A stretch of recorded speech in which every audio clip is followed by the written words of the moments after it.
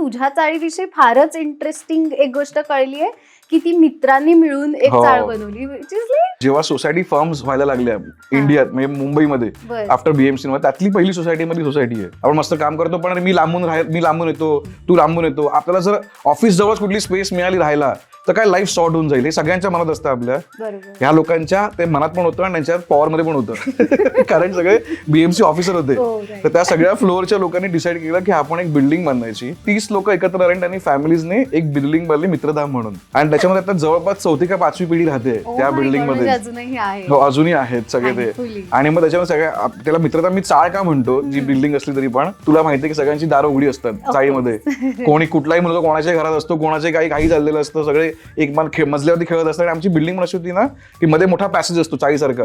सगळे मधल्या पॅसेजला क्रिकेट चाललंय, तिकडे लंगडी चालताय, सायकल चालवताय, तेवढा गॅप मधनं सायकल चालते स्ट्रेट.